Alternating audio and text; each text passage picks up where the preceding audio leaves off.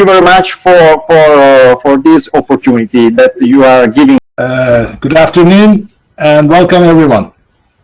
So today I'd like to talk to you about the income asset disclosures or declarations. For both, we are using IAB. My name is Haluk GURSEL, and I'm pleased to be with you today. And call me Hal.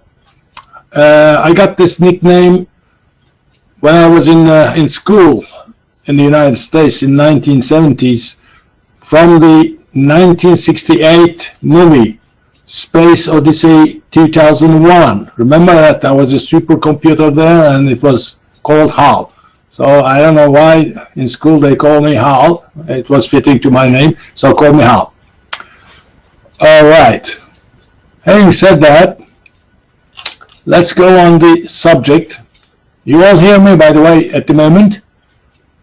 I guess? Yes, thank you. Yes, thank you. It's okay, right? Any problem with the voice? Soundtrack is okay? Oh, it's okay, Haluk, thank you. Okay, thank you. So is there any echo or anything? Slow down? What do you want me to do? Or shall I continue like this? Can I continue like this? Right. Yes, you can. It's perfect. Okay. Absolutely. So today's subject, the title is verifying the accountability of the public servants. And as for CFEs, it is worth, I believe, 2 CPEs in ethics because it relates to ethics more. So objectives of today's discussion is increase awareness of the monitoring of income and asset changes of political class, basically, and the top official in the community. So we care for them. And we will go on there. We will talk about ups and downs of the scheme. Now, I'd love to start with this one. What do you see here? It says to me, a liar. You see that, liar? Everyone? Good. See, you have to bend your head a bit and you will see the liar. Now, the people, I think in the United States, they gone out and they made a survey. They said that, have you ever lied in your life at least once, knowingly, for your interest? So you have to know, conscientiously lie once in a lifetime. So they put the answers together and they looked at it, they scaled them up, you know, from 0 to 100. The result was 100%. So you see that we are all liars. Okay.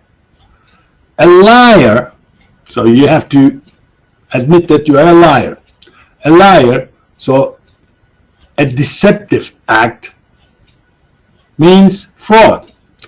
Are we all fraudsters? Yes, potentially we are all fraudsters. What is the difference then? Why we are not fraudsters? Because some frauds, technically frauds, let's say you are in love with someone, for the young ones, and you are writing letters once a week to your love and you use the company's envelope. This is fraud, but we can tolerate it. If you are writing every day, you are stealing 200 work days, you know, in a year, then it is stealing.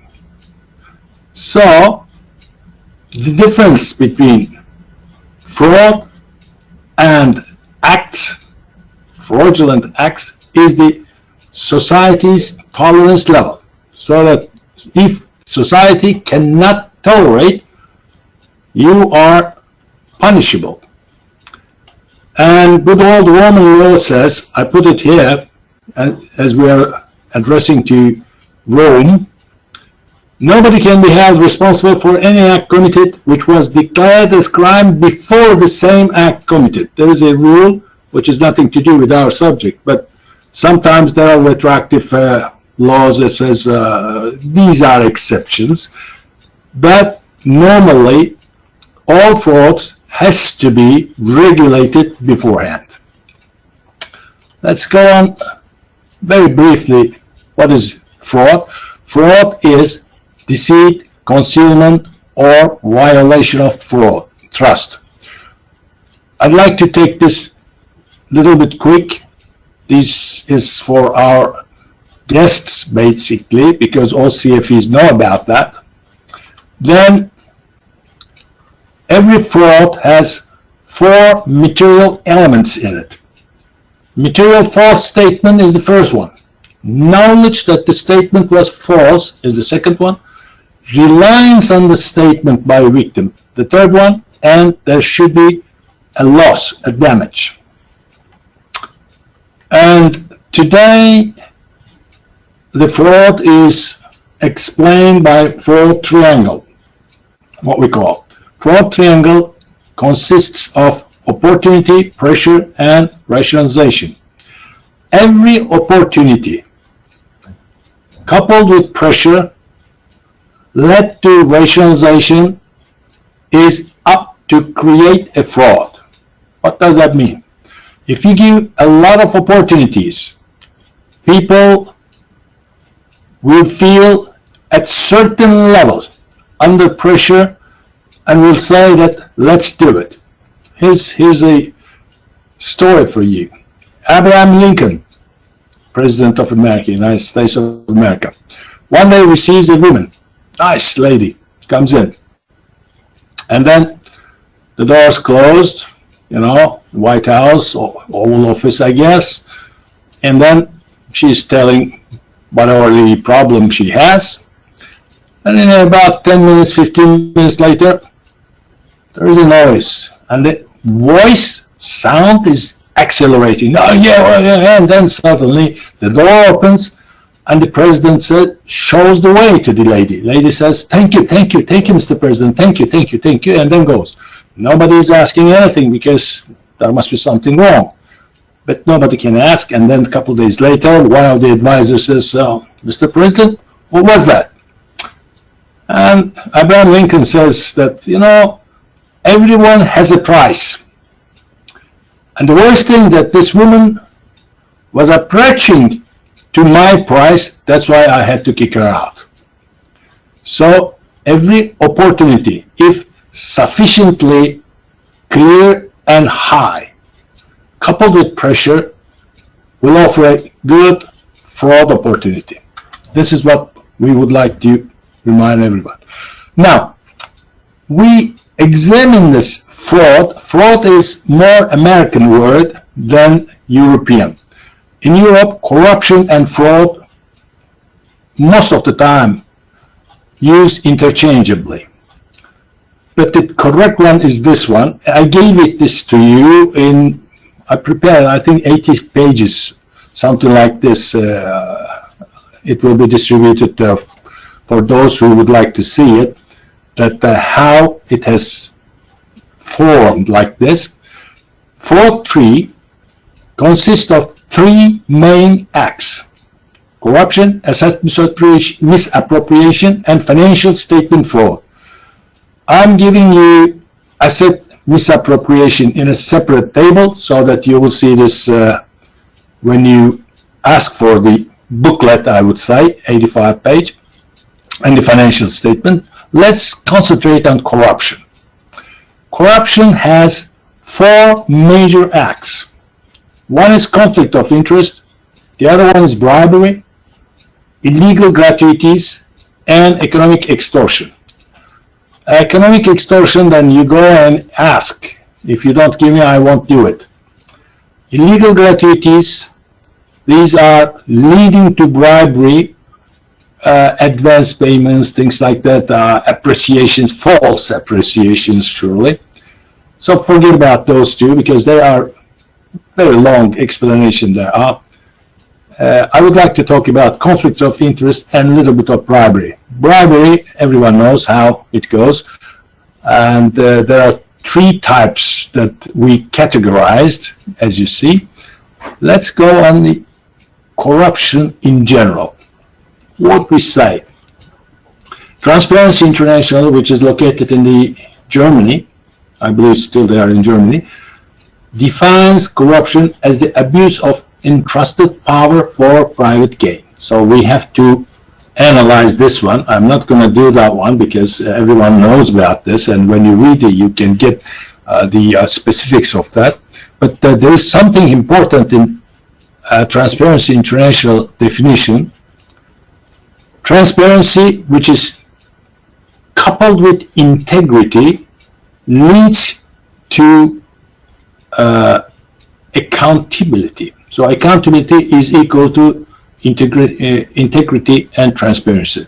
Transparency International, as the name suggests, they are defining this as all about knowing who, why, what, how much. So we would like to shed light to events. Okay, but what is important in Transparency International's definition is seeking and receiving information is a human right.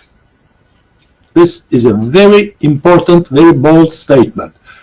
When we call human rights, transparency also is a human right. That is something should be kept after this discussion. It is not enough to offer the information, it has to be accessible also. The second part of the transparency is the first to put together, make it clear, give whatever people is asking for, but ensure that it can be accessed. Otherwise, what will happen? I was working in one place, in one country. I was advisor to the government. When I completed the scheme, they said that, okay, we would like you to make a press conference. Oh my God, press conference is the most difficult thing, because you are live on stage and you don't know who will come. And a guy came in, several guys are asking normal questions, and he said, you know, you came here only to disclose the data, the information that doesn't serve us, wouldn't serve us, and you are a man of imperialists. Look at that one. So that he threw his pen to me. Anyway, so the guards came in. So it has to be, then after the meeting, I called him and I said, sit down, my son. Let's talk about this one. I came here to help you. And then I explained what I'm doing. He apologized and all that. But the problem is that you have to be publishing the information, and you have to convince the people that these are accessible and meaningful. The important thing is this. All right, now we're approaching to income asset declarations. First thing that we have to take care of that in asset declarations, conflict of interest. What is a conflict of interest? Employee, manager, executive, whoever, or political party, undisclosed economic or personal interest in a transaction that adversely affects the company, we say here, that wherever the entity, the same. By the way, income and asset declarations became famous for the political reasons, but now so many multinational companies are using that one. Of course, the access to the information, to data in government is different than what can be accessed by a company, different. So that there are slight differences in means, but the essential is the same. We would like to know the changes in income and asset of the key people. Conflict of interest is not bribery, so that a fraudster in a conflict of interest agrees the transaction because of the interest in the counterpart. Whereas bribery, you don't care about what the guy is doing. You just take your value, including money and anything else, and go away. You're not concerned with the work of the guy. Now, here is the problem. Is conflict of interest a crime? It is not. In the United States and everywhere, it is not a crime to have a conflict of interest, as long as disclosed. Here's an example. My daughter was working with a accounting company. Guess what? I was managing a project, $1 million project, and we had to have bidding. And then they have come. Now we are evaluating the project. So I said, ladies and gentlemen, let me make you a disclosure that my daughter is working at this level there in this company. So please write it down and decide what to do about that. They said, okay, off you go, have a coffee. After coffee, I came back. They said, well, we take you in the committee again, selection committee, because your daughter is not able to change or affect the decision, that kind of thing. So that I joined the committee again, selection. Thank God they didn't get, otherwise I would feel bad still. One of the laws that I know, only this one, United States, that a conflict of interest, if it is coupled with resulting a fiscal or economic loss, or as a result of an intentional act of fraud, this is the only one I know, maybe there are others, conflict of interest could lead to a prison penalty. Otherwise, conflict of interest is not itself a crime, even if it is, in a way, results in a loss. It is not resulting in a prison term in any other country that I know. But in the United States, it is. Now, here we go now for the income and asset changes of the sensitive post holders. Who are they? The people do not tolerate the politicians, basically, because we are bad. We always think that the politicians are stealing something. Why? Because they are commanding, controlling assets and procedures, so that we are right to think that they are doing something. So we have to control. Trust does not exclude control. Which posts are more liable for the control? We call them PEP. PEP is politically exposed persons. So that if you have a prominent post, if you have a post hitting the eyes, you are more liable, you have more chance to be corrupt. So that these PEP should, or PIP, sometimes they read it as PIP, sometimes they read it as PEP. They should be normally at the top. They should be included in the income asset schemes. So PEP is someone susceptible to being involved in a bribery and corruption. Okay, so what do we try to reach with this income and asset declaration system? For those who are CFEs will know immediately that these should serve to deter, to prevent, to detect fraud. There are three major things that we have to take care of that.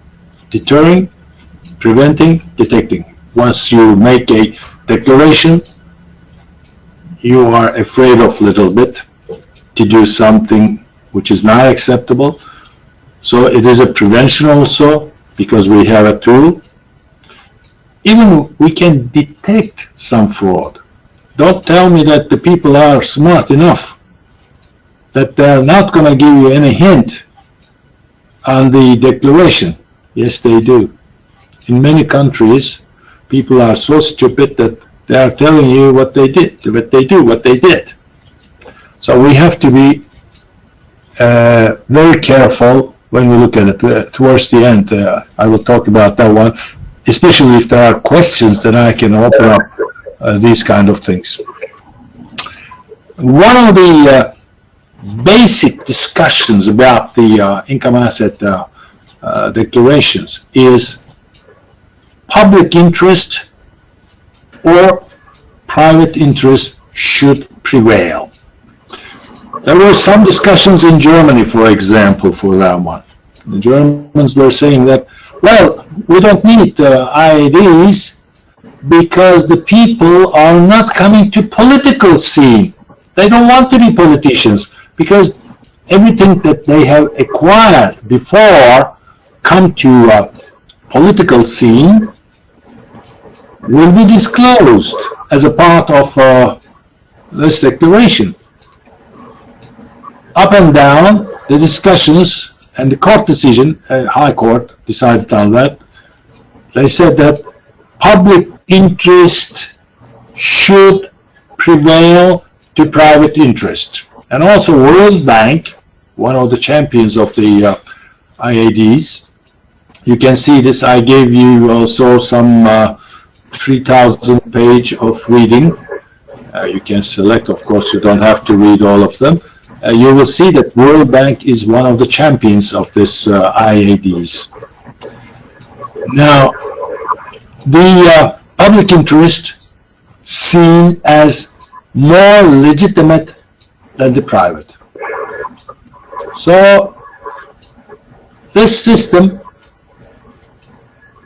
they decided to set up. When, I will tell you, in this system, first of all, I'm not going to go all through, but we should know that our question is collection of data, content of data, how to review the data, staff and the work independence of the reviewers, reporting the results, enforcing the results, hotline and whistleblowers.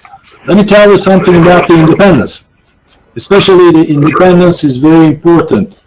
In a country that I was working, I set up this IAD system, and I said that the head of, in this particular country, it was lodged in the State Human Resources Office, something like this, I can translate.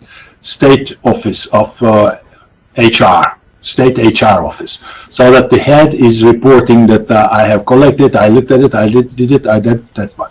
I said that this guy has to write a letter to the parliament or a committee thereof, you know, the parliamentary committee, to say that during the last year I have not been pressurized by any way for any guy's declaration, not to review it, don't look at it, look at in the way I like it, things like that, the pressure, political pressure. I said a letter has to come from this chap and the all working staff, you know, just like auditors.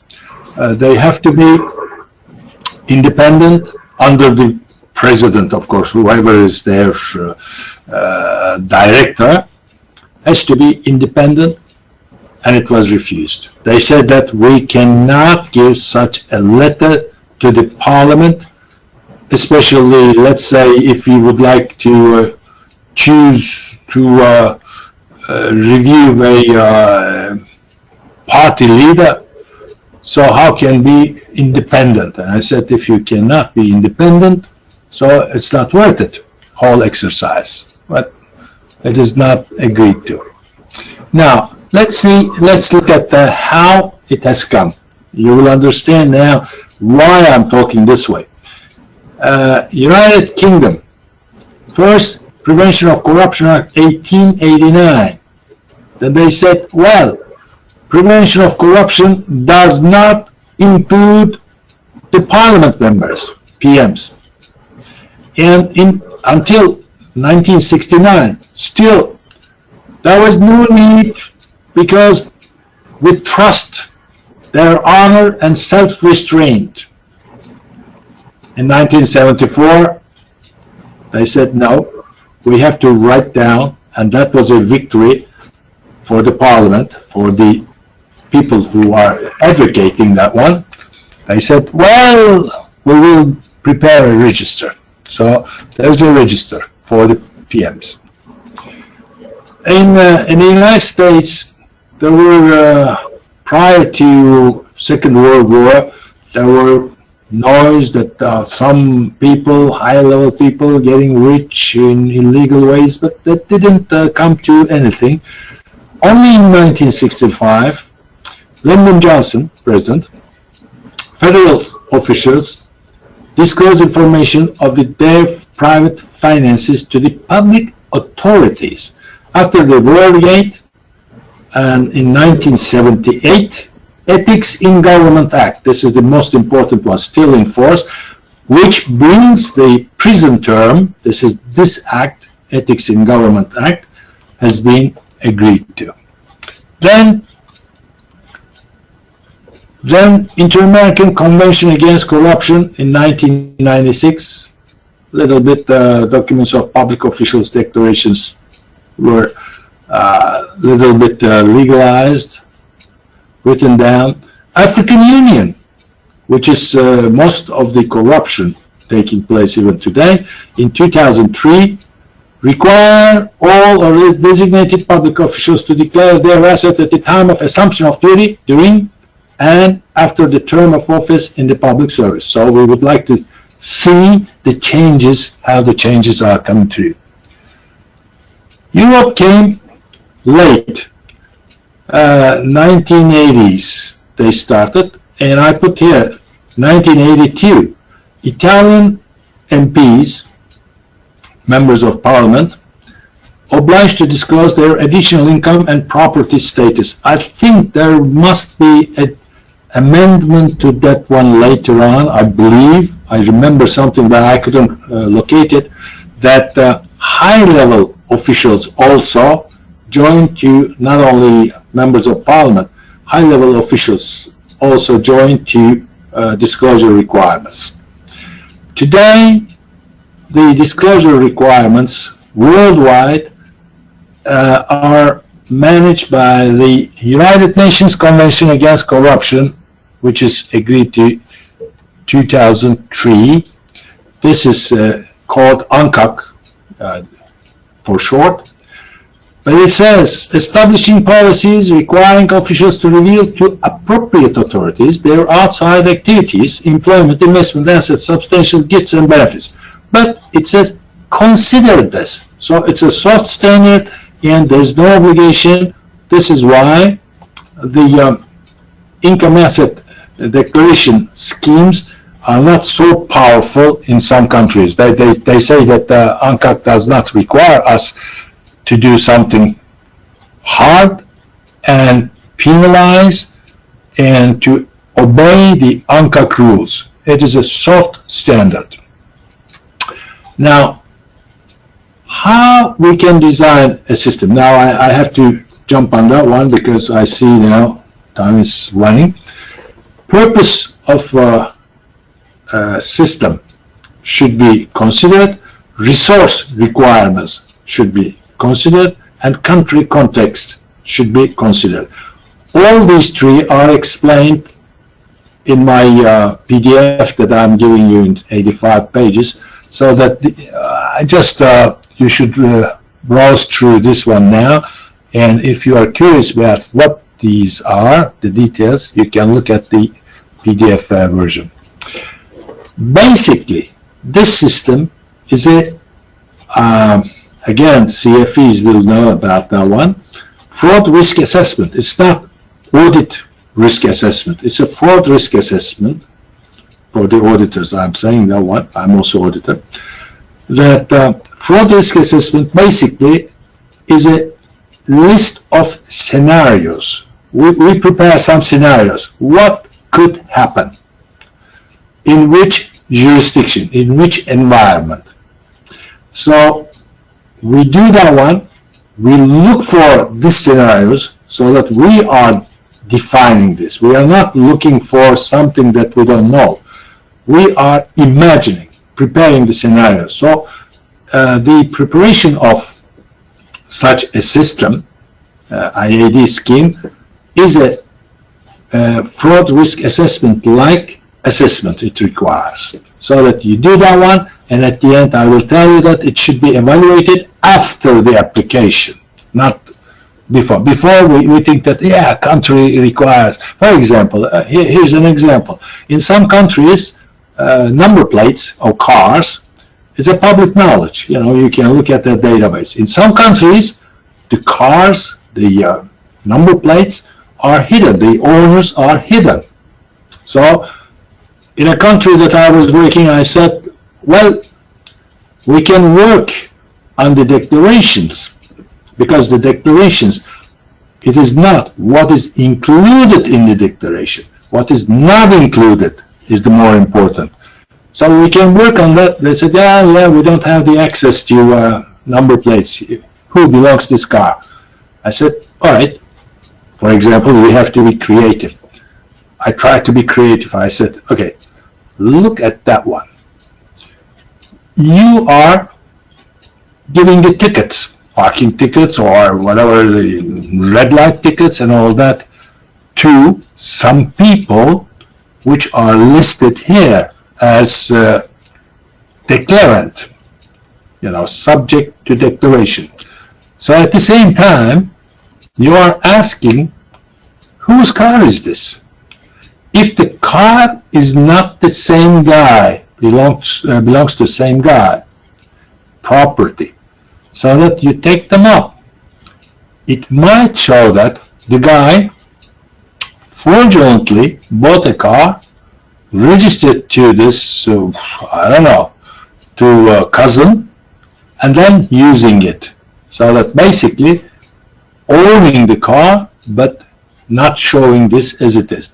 That kind of thing. So that a risk-based approach is a list of scenarios, not one scenario, many scenarios, so that you set up a system with that. Now, basically, income asset declaration scheme addresses two things. That's why we've been talking since the beginning of the discussion. Conflict of interest and illicit enrichment. Illicit enrichment could be anything, but basically bribery. And how we're going to do this system, we will set up the system, depends on which one we are addressing. We can address conflict of interest, we can address illicit enrichment, we can address both. Now, I would say this is what we have said before. All members of European Union, the beginning there were 6, and then the 3 more came in, and after the Rome Agreement, I think it was 1960. So maybe before then that one is coal and steel agreements. The old members, when you say income asset declaration, they are leaning to look at the conflict of interest cases to prevent and, if possible, and to prevent to be a source of crime. This is how the old members. The young members, like the country that I work with, candidate countries, they are more leaning on the corruption, bribery, that kind of things, so that illicit enrichment are more dominant in this country, so that they are leaning to prepare their scenarios that I'm talking about on illicit enrichment.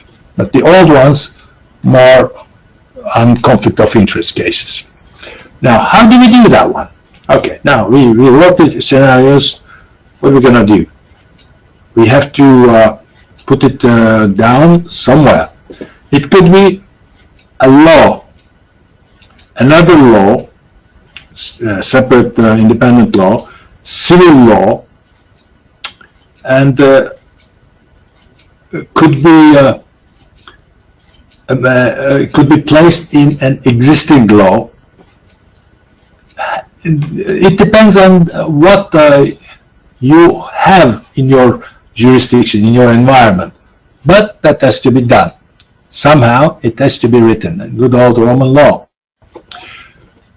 What is the type of regulation? Regulation, you cannot write down one to say that President of the Republic, MPs, and all people, directors, should be prosecuted. You cannot say that. That has to be categorized, because you cannot punish a president, an MP, the way that you like to do with the other high-level officials, because they are coming from elections, the other ones assignment. Self-control regulations. For example, MPs might report to a special parliamentary committee, can be charged, can take charge for that. Senior executive, ministers, senior executives, and judges, police, prosecutors, they are also subject to, most probably, different type of rules than MPs, but they have to give the information, and this information should be made public. Now, employees of the institutions, ministries or MPs' offices and all others, should be under the head of whatever they are reporting to. Ministers, for example. Ministers should be in charge, so that they have a different low-level officials, low-level declaration systems. Doesn't mean less important, though. Which institution should be in charge? Whichever is, it should be independent. As I said, for parliamentary commission, judge also should be managed by, for example, high court. If there is a high court, one way or other, high court should be responsible. So assets. Now, we know from the ACFE teachings that the more control you have, the more risky you are. Why? Because you are commanding more assets, more controls. That's why we would like to select these fellows. You know, when we prepare our fraud risk assessment, maybe you heard about that one, that we are preparing the scenarios. These scenarios, the most risky people should be included. And the most risky people consist of decision-making authority and related risk of conflict of interest and abuse of the office. Especially, you have to include their children, their spouses, relatives, and other individuals. I was giving an example here that how we can find these things, not what is included in the declaration, important, also not is not included. We have to be able to find this one. So this is how we're going to find this. Now, how fast, what is the frequency of the declaration to collect? As reasonably needed. You don't need every time, every day, a declaration. First of all, when you enter into duty with a grace period, let's say 60 days, 90 days, whatever you have to make one declaration. Then if there's a change on the way which affects your income and asset level, then you have another 90 days probably to give that one. And also, you have to give one after you quit the job or you change the job as well. Then, in the country that I worked with, I said that also after the quitting the job, give a reasonable time. I said six months. It could be the case that, you know, if you do this for us, okay, we will give you this, okay, when you quit the job. 6 months is a reasonable time for me. I don't know, you can say something else, of course. That after you quit the job, also you should be, in my opinion, subject to a declaration. Now, how are we going to collect the declarations? In this electronic era, you have to, if feasible, you have to collect electronically. But the awareness or the resistance, especially, is too high. Then you have to make a paper collection and to one body, basically. Why one body? Because in such environments, the qualified labor force, like sharp eye auditors, are rare, so we have to use them effectively. So what do? We can say, okay, state HR office, for example, could be responsible, and we can have them, the declarations, we can have the declarations over there, we can have them examined by sharp eyes, that kind of thing. So the collection is calling that explanations. Now, where is that one? Here it is. Now, you collected the declarations. You have to verify them because collecting is nothing. We have to verify them. First, verification should be by levels. For example, first level is that did you receive the verification? Did you receive the declaration? Did you receive completely declaration? These are clerical jobs, more or less. Did you fill them all? Otherwise, all cases. Otherwise, you need to give a time, 30 days, 60 days, 90 days to fill in. And first level verification is this. Then afterwards, logical verifications. For example, if there's a conflicting information in it. Also, with the previous declarations, is there any conflicting declaration, conflicting information? And the third level, if there is a suspicion, these are hardcore, if there is a suspicion of corruption itself, because these declarations are not good enough to culpabilize someone for corruption, but it can give like a whistleblower. You can receive some sense. Then the third level, you have to refer them to a higher level examination, in-depth verification, which would be state internal office, state auditor's office, things like that. So we have to verify. Now, we have to do that one. Now, there are some people not complying. We have to be able to give some sanctions. We have to sanction them. There are three types of sanctions: one administrative, one disciplinary, one penal. Now, penal sanctions are not common.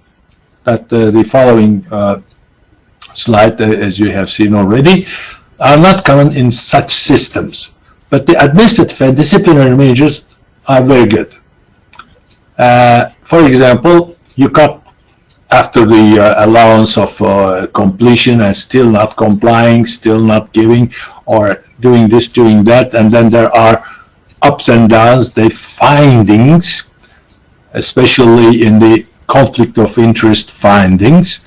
You can give disciplinary penalties. What are they? Well, you can cut the salary, you can delay the promotion, you can fire them even. In that case, in most cases, if you are firing the people, then they will come back to you with a court case.